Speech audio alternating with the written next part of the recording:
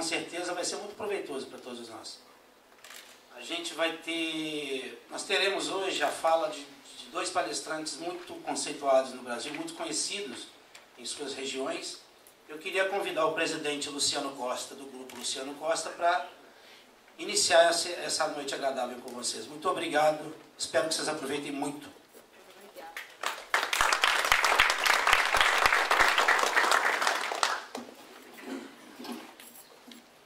Boa noite, queridos. Tudo bem? Prezado, o meu papel agora é apresentar nosso presidente, o nosso palestrante oficial da noite. Eu costumo dizer que quando você vai ouvir alguma coisa que alguém tem para lhe falar, você deve olhar os frutos dessa pessoa, o que essa pessoa fez e se o que ela está ensinando é ou não fruto de experiência ou simplesmente algo baseado em teorias. Nós temos hoje, vocês vão ouvir, vão ter a oportunidade de ouvir a respeito de um empreendimento, a respeito de uma vida, na verdade, de uma pessoa que fez. Ele vai contar para vocês a história de vida dele. Este homem é presidente de um grupo Proeng. Hoje esse grupo tem mais de 800 funcionários trabalhando diretamente para esta empresa, para este grupo. Ou seja, é maior do que algumas cidades do Brasil. E nós queremos ouvir diretamente dele. Eu quero convidar o presidente para contar a sua história, que se eu for falar tudo aqui, ele não vai precisar dizer, né, presidente? Mas uma salva de palmas para ele.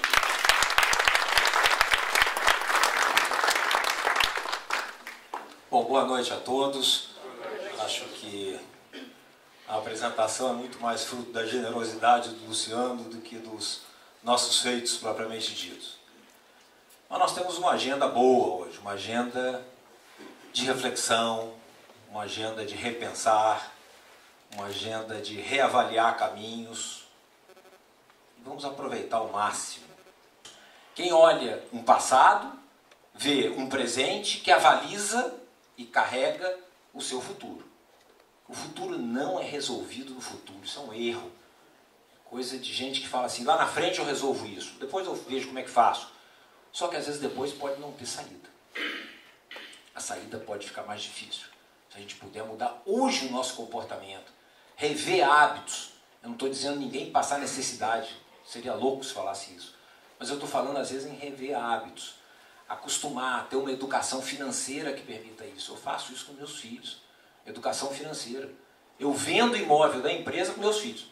Eles querem aumento de mesada, querem aumento e faço eles comprar imóvel.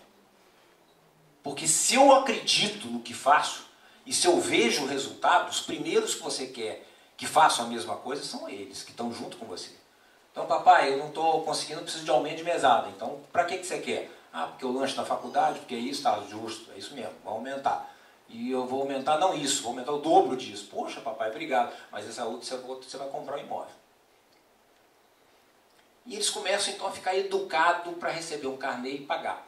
Sabendo que aquilo vai ser deles um dia, não vai ser meu, é deles aquilo. E eles então vão poder desfrutar da mesma coisa que eu desfruto hoje. Bom, eu tenho 3 definições de sucesso. Eu não consigo dizer qual é mais importante do que a outra. Até porque eu acho que as 3 se encaixam, se ligam. A primeira é que sucesso é a arte de superar reveses. Reveses todos temos, mas às vezes nos assustamos com o tamanho do obstáculo e refugamos. E aí você não vai ter sucesso. Sucesso é encarar o obstáculo como ele está. Não necessariamente você tem que romper ele. Você pode contornar ele, você pode procurar um outro caminho, mas não se assustar com os reveses que a vida dá. Eu tive vários. E, portanto, eu sei o tamanho de um revés, mas não foi maior do que o tamanho da minha determinação, da minha obstinação, da minha gana, da minha garra. A segunda é dizer que o preparo tem que andar juntinho com a oportunidade. A oportunidade, às vezes, passa do nosso lado e nós não nos sentimos preparados para ela. E o sucesso não acontece. Sucesso é quando há o casamento da oportunidade com preparo. É escutar alguma coisa como essa que nós estamos falando hoje e a pessoa entender e dizer o seguinte: eu posso mudar alguma coisa. Eu vou me preparar para isso. Eu vou fazer isso mudar na minha vida. E a terceira é quando a conjugação da percepção com a atitude. E necessariamente nessa ordem. Às vezes a gente atropela e tem atitude antes da percepção, não dá certo. Isso a gente faz todos os dias. Percepção, sei que lá fora vai estar frio. Atitude, vou botar um casaco. É só isso. Isso a gente faz todo dia. Tenho uma percepção que eu preciso parar de fumar. Atitude, vou entrar numa academia de ginástica, vou andar, vou mudar a minha alimentação. Mas se tivermos uma percepção e não tivermos a contrapartida da atitude, nada muda. E se nada muda, nós vamos continuar com os mesmos resultados, com a mesma falta, às vezes, de perspectiva do que a gente estava antes disso. A conjugação da percepção com a atitude, e reitero, necessariamente nessa ordem, é fundamental para alguém que busque o sucesso. Eu finalizaria me ousando a dar alguns 5 conselhos a vocês. O primeiro, nós precisamos ser éticos o tempo todo. Não tem atalho, não tem caminho, não tem prédio que comece pela caixa d'água, não tem pirâmide que dê certo. O que a gente acredita é no somatório de trabalho diário com ética. Ética é a base de quem quer ter sucesso em qualquer segmento da sua atividade profissional. O segundo ponto, não conheço ninguém, nenhum empresário, nenhum profissional liberal, nenhuma pessoa que tenha tido sucesso, tem sido determinado. Precisamos ser determinados. Pode chamar de obstinado, pode ter vários outros sinônimos. Mas determinado pelo que faz. A gente escolhe o que faz. E se você escolhe o que faz, você tem uma obrigação com a sua atividade diária. Você que escolheu ela. Ninguém pôs para você que você deveria ser alguma atividade. Se está ruim, muda, troca. Mas tem uma relação, não de gostar, mas uma relação de amar com a sua atividade diária que você desempenha todos os dias. Terceiro, sejam ambiciosos. Quando eu era jovem, as pessoas se referiam a alguém dizendo o seguinte: fulano é ladrão, rouba, é isso e ainda é ambicioso. Ambicioso era um adjetivo muito ruim. Só que a vida me ensinou a diferença entre ambição e ganância. Ganância deve ser repugnada. Ganância é ambição desmedida. Ambição passando por cima de qualquer coisa. Essa não interessa. Mas ser ambicioso é querer mais. E às vezes é querer melhor. É se autodesafiar, dizer eu posso mais. Se eu estou poupando 100, eu posso poupar 150. Eu posso poupar 200. Eu posso olhar para o meu filho e dizer eu vou deixar para ele uma vida, seja ela de amor, seja ela patrimonial, melhor do que aquela que eu recebi. Isso é que é ser ambicioso. Reiterando, um outro item é que o amanhã é resolvido hoje, gente. Procure pensar muito nisso que eu estou dizendo. O amanhã ele não é resolvido amanhã, ele é resolvido hoje. As atitudes que nós fazemos hoje, nós vamos pagar por ela amanhã. E às vezes se paga um preço muito alto por ela. Nós não somos obrigados a plantar, mas nós somos obrigados a colher o que semeamos. Sempre na vida é assim. Quem não quiser plantar, não plante, mas não vai ter colheita. A colheita é dada por aqueles que estavam no sol, na chuva, no frio, na neve, e estavam naquela hora trabalhando, como exemplo da formiguinha que nós sabemos. Eu me lembro bem que quando eu estava na faculdade ainda e fazia algumas colocações para os meus amigos, eu lhes perguntava assim: o que você assim, quer ter de patrimônio, na verdade, quando você puder ser rico um dia? Se é que você vai ser. Eu falei assim: eu não sei se eu vou ser, nem sei, mas eu quero ser dono de um shopping center e dono de um hotel.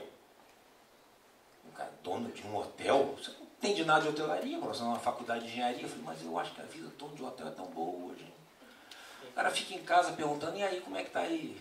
Tem quantos aí? Hoje entraram quantos? Hoje saíram quantos?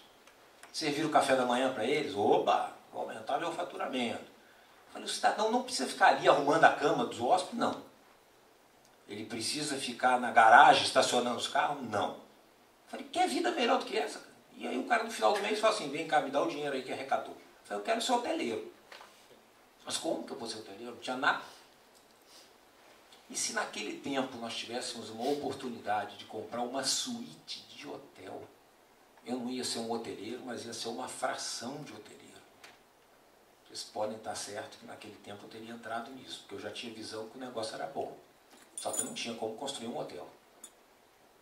E hoje nós vamos ter oportunidade de falar muito sobre esse assunto e que pode estar dentro do bolso de cada um de vocês, esse primeiro passo. Porque às vezes é o passo mais difícil.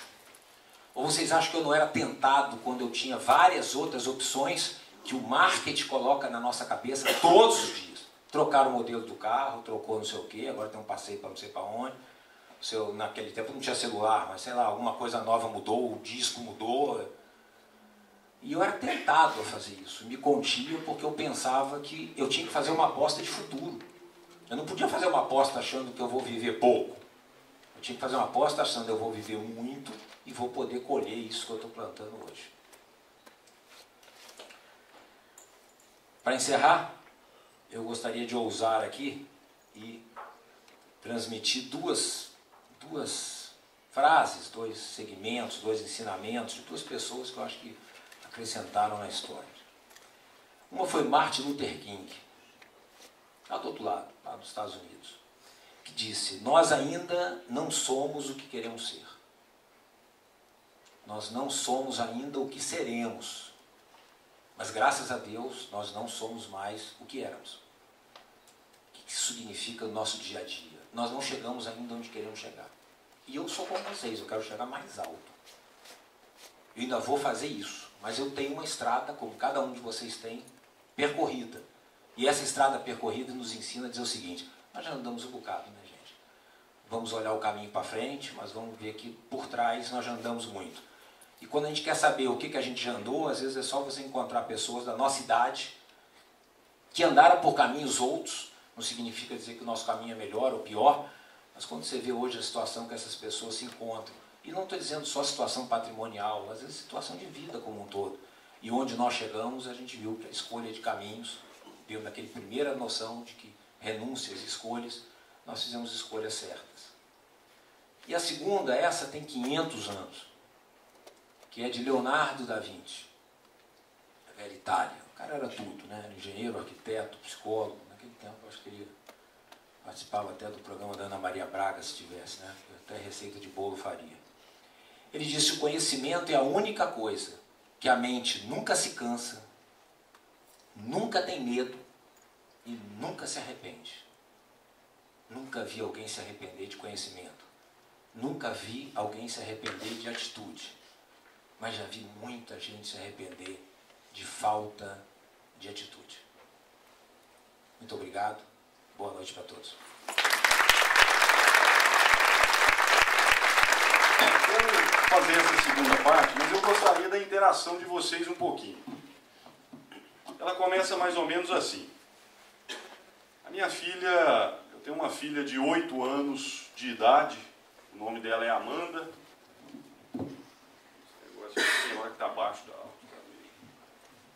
O nome dela é Amanda. E um dia deitado... Tá bom.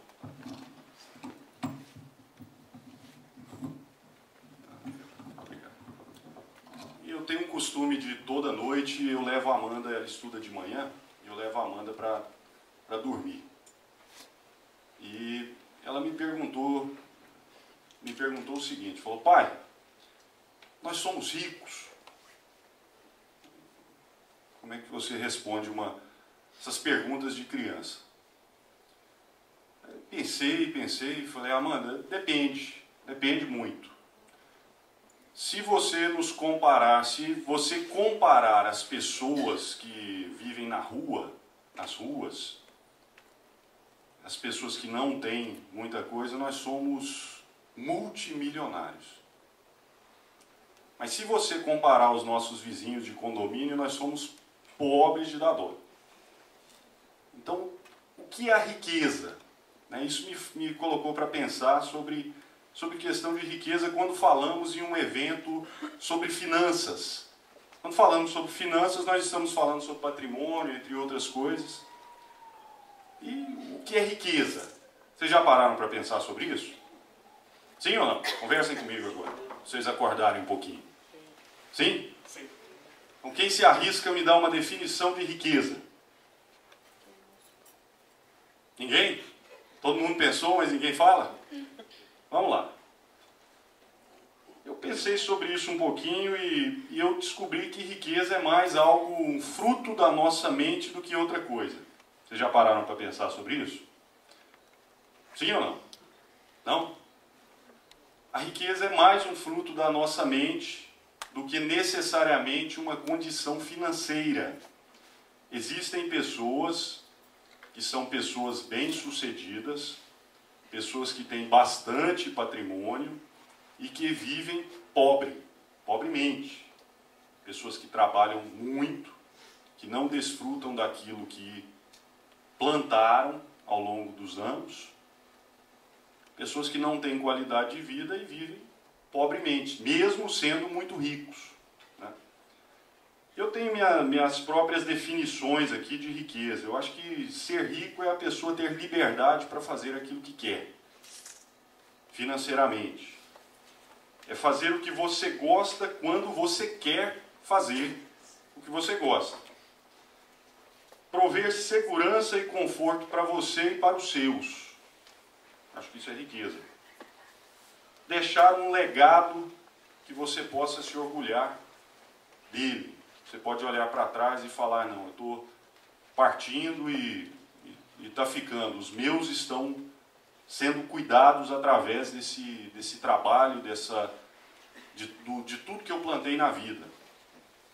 Então, essa é a minha definição.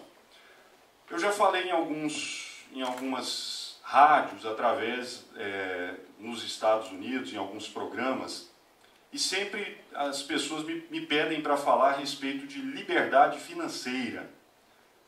O que isso tem a ver com riqueza? Não, riqueza, para mim, é uma coisa, liberdade financeira entra bem no caminho que eu gostaria de dividir com vocês essa noite.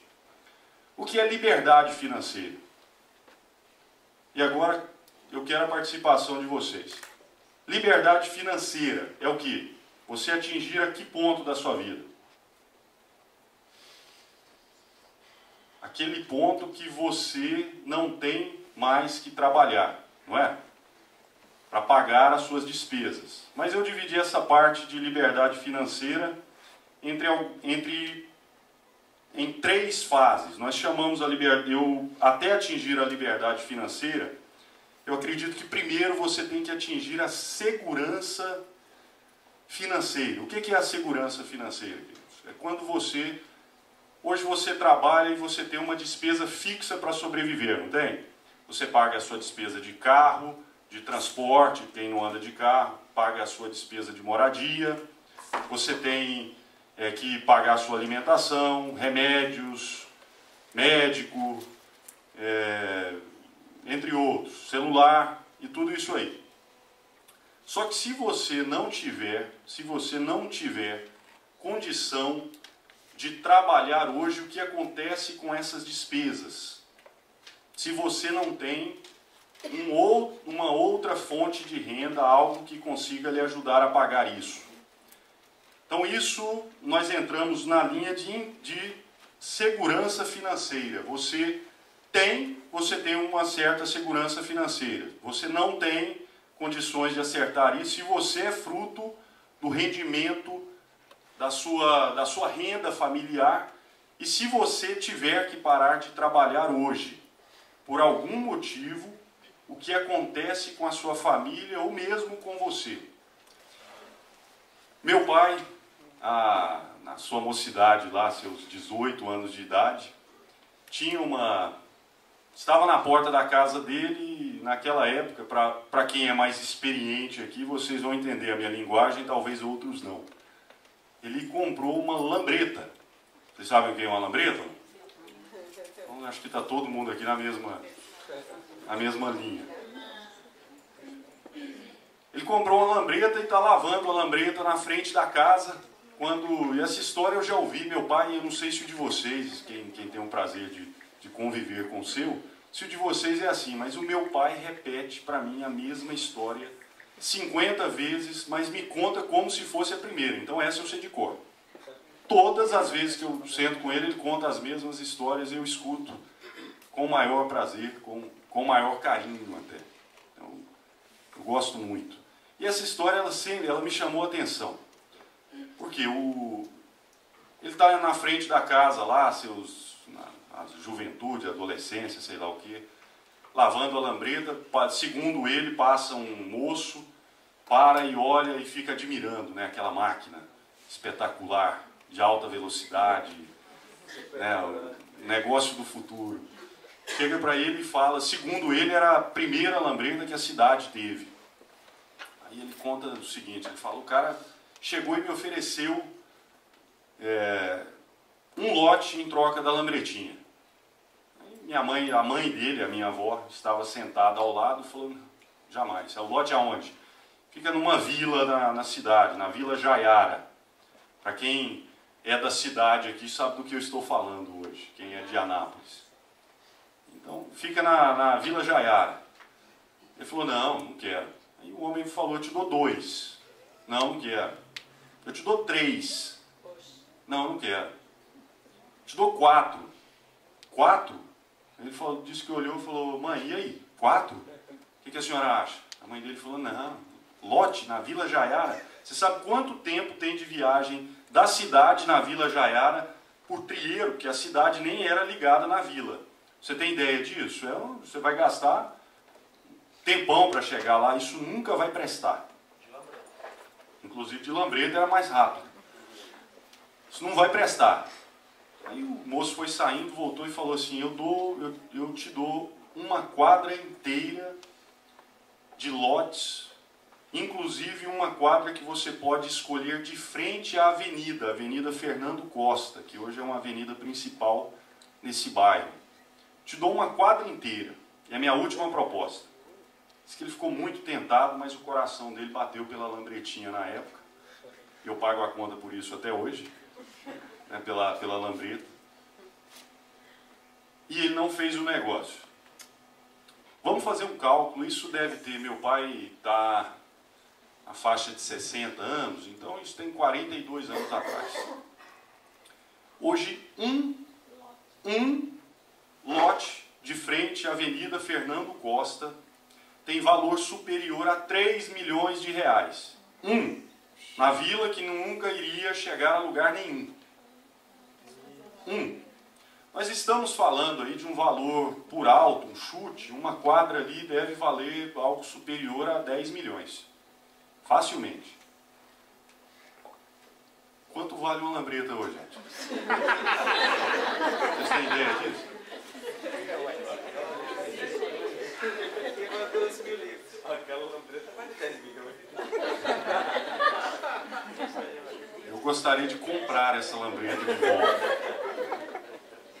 Valiosa. Mas o que eu quero dizer com isso, gente?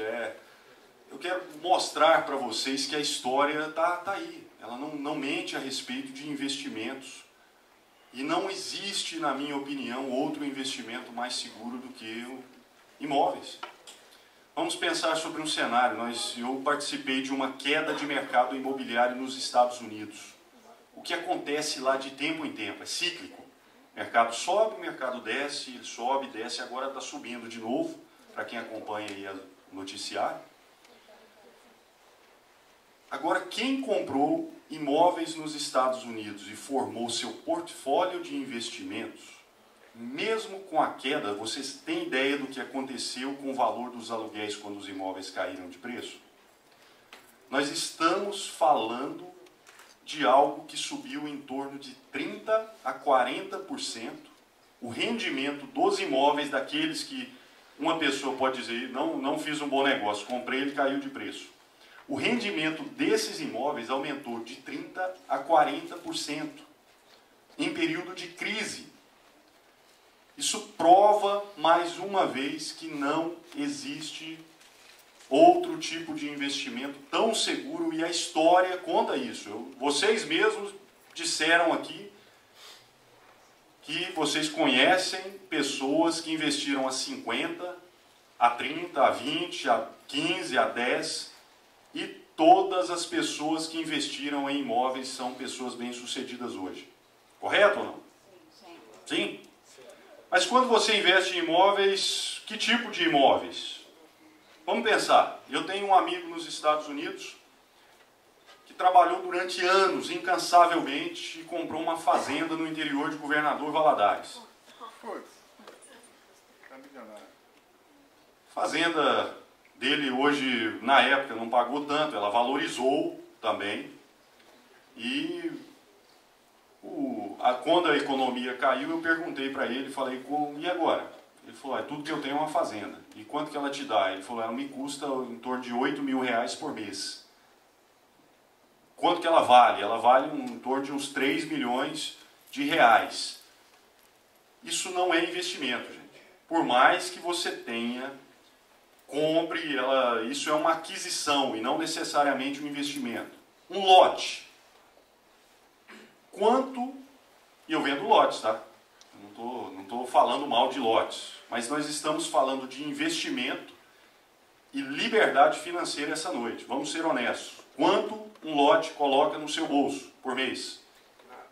Quem tem lotes aqui? Quanto você paga por mês, e não precisa responder. Quanto você paga por ano da manutenção do seu lote estar lá vazio, correndo o risco de alguém entrar? Você paga IPTU, você tem que pagar alguém para ir lá limpar, cercar, não é verdade? Então lote é um investimento? Na minha opinião é uma aquisição. Ele pode valorizar, mas não vai trazer a você retorno financeiro, ou seja, ele não é um ativo. Lembra da definição aqui entre ativo e passivo? Ativo é o que coloca dinheiro no seu bolso, passivo é o que tira dinheiro do seu bolso. Então nós parando para analisar isso, e há muitos anos no ramo, eu tenho mais de 10 anos no mercado imobiliário, nós ajudamos e acompanhamos várias pessoas que fizeram investimentos. Dessa maneira, teve um dos empreendimentos que nós vendemos há um certo tempo atrás, que nós notamos que trazia uma rentabilidade diferente. Mas o que é isso? É algo que a maioria das pessoas não conhecem, porque não é um investimento que você encontra com facilidade. É a suíte hoteleira. Ele é um imóvel, todavia você ganha o negócio ao comprar um imóvel. Você participa dos lucros de um hotel. Alguém aqui reparou, quando você entrou por esse hotel, quantas pessoas estão usando o hotel em várias áreas diferentes e não somente na ocupação? Vocês notaram que tem reuniões, tem pessoas que estão tomando chá, tem pessoas que estão lanchando, tem pessoas que estão usando o hotel como forma de hospedagem. E esse é o conceito de um hotel. Você investe em um imóvel, mas você recebe sobre os serviços prestados dentro deste hotel. E eu quero chamar a atenção de vocês essa noite para o seguinte. Esse conceito de condo-hotel não é novo. Talvez você até já tenha se hospedado em um hotel que usa esse conceito de condo-hotel. Se você for a São Paulo, você vai notar que a maioria dos Blue Trees de São Paulo são condo-hotéis. Você pode notar que grande parte dos hotéis da rede Accor, sendo ele Comfort, sendo ele outra marca, participam do conceito condo-hotel. Tem alguém aqui de Goiânia ou não? Sim? Quem conhece Goiânia conhece um hotel por nome de Comfort Hotel, de frente ao Shopping Flamboyant. Vocês conhecem ou não? Esse hotel é um condo-hotel.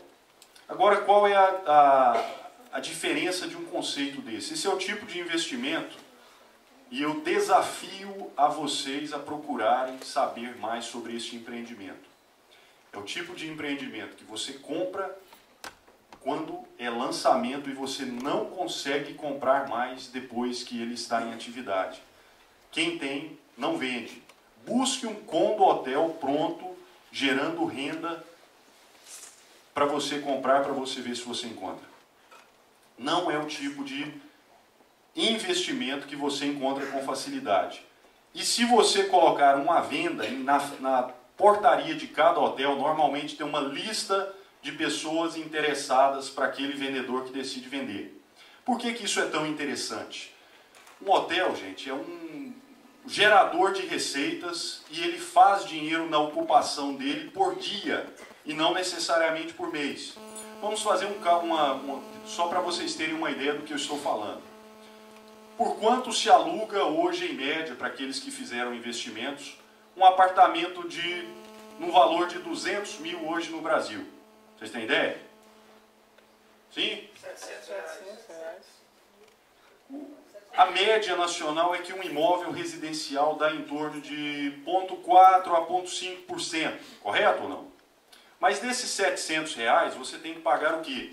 Você tem que pagar a imobiliária para administrar, fazer a manutenção desse imóvel, normalmente pagar taxa de condomínio durante o período de vacância. No período de vacância você não recebe os aluguéis e este empreendimento traz a você uma diferença. O que você recebe, e vocês podem pesquisar isso, suítes hoteleiras trazem retorno variando de 0,7%, ou seja, quase o dobro do residencial, a ultrapassando 1% de retorno. O que eu quero dizer com isso? Vamos falar português. Um imóvel de 200 mil, residencial normal, ele te daria em torno, aí, num cenário mais positivo, R$1.000 de aluguel. Você ainda tem que pagar as despesas. Este mesmo imóvel, sendo uma suíte hoteleira, ele te dá o dobro disso. É essa a realidade do negócio. Quando você fala de um empreendimento como esse, por que Anápolis? Anápolis é uma região, uma cidade, onde é o maior polo industrial do Centro-Oeste. Essa cidade abriga, é sede das maiores indústrias farmacêuticas do país. Nós temos a fábrica da Hyundai, entre outras centenas de empresas de grande porte que estão localizadas ali. Hoje a cidade não oferece nenhuma infraestrutura hoteleira. Todas as pessoas que vêm de todos os lados do mundo, não estou dizendo do Brasil, para participar de eventos na cidade em prol dessas empresas ou convidadas por essas empresas, elas têm que se instalar em Goiânia ou Brasília, que estão Goiânia a 50 quilômetros, Brasília a 150. Estas empresas fazem eventos quase que diários de treinamentos para os seus funcionários e não existe na cidade nenhuma infraestrutura ou de hotelaria. E tem alguém de Anápolis aqui ou não? O que eu falo confirma? Não existe nenhuma infraestrutura de hotelaria na cidade, nenhuma infraestrutura de negócios na cidade. Então nós fizemos uma pesquisa a nível nacional e destacamos algumas regiões onde hotéis trazem uma rentabilidade acima da média nacional. E nós descobrimos que Anápolis é essa região. Lançamos o London Hotel and Offices. É homenagem a vocês, é claro, né, o nome. London Hotel and Offices, eu não vou apresentar um empreendimento para vocês, devido ao nosso tempo, eu sempre ultrapasso o meu tempo, mas eu gostaria de colocar a nossa equipe à disposição de vocês. Nós não estamos aqui para forçar vendas, não é nada disso. Nada disso. Se você tiver curiosidade, quiser entender um pouco mais sobre este projeto, entender como funciona, se você tem, se a sua suíte está ocupada, você recebe, se não recebe, nós temos a nossa equipe à sua disposição para esclarecer dúvidas. Eu e o Palombini vamos também responder, se vocês tiverem algumas dúvidas. Eu acho que não, até pela participação em grupo que vocês tiveram aqui, eu acho que as perguntas não serão tantas. Então nós estaremos à disposição de vocês para isso, até durante o nosso coquetel aqui, e para esclarecer dúvidas. Agora pesquise um pouco mais. Imagine aquele conceito de multiplicação que nós falamos no início. Agora imagine ele sendo feito através de um investimento que lhe oferece, às vezes, até 3 vezes mais do que um investimento convencional. Luciano, isso significa que eu não devo investir em apartamentos residenciais? Não, não disse isso. Todo o portfólio de investimento deve ser diversificado. Você nunca coloca todos os seus ovos na mesma cesta, como se dizia o velho clichê dos investidores. Mas significa que você deve olhar com carinho. Essas unidades vendem rápido. E isso não é um sales pitch. Existem esses empreendimentos, quando são lançados, eles são vendidos normalmente em horas. E são mesmo. Então está à disposição de vocês. Eu quero fazer meus agradecimentos aqui, em especial ao nosso gerente, o Jean, pela organização do belo evento. Jean, parabéns a toda a equipe que colaborou com você, a equipe da Luciano Costa que trabalhou convidando vocês e principalmente a vocês. Sem vocês a festa não existe. Obrigado por nos prestigiar, por comparecer essa noite. Como o Palombini falou, nós sabemos que vocês às vezes teriam 1001 outras opções de estar em lugares diferentes, mas obrigado por estar aqui essa noite. Nós esperamos que o que foi falado aqui tenha agregado algo à sua vida e que você saia daqui com pelo menos aquele incômodozinho de como mudar o cenário, se é esse o seu desejo, um cenário futuro. Tá bom? Muito obrigado, queridos. Luciano Costa, gostei muito da sua apresentação. Dr. Palombini, Parabéns pela sua experiência de vida. Parabéns pela música de vocês. Obrigado. Carl Heston, que tá. Temos que falar dele também.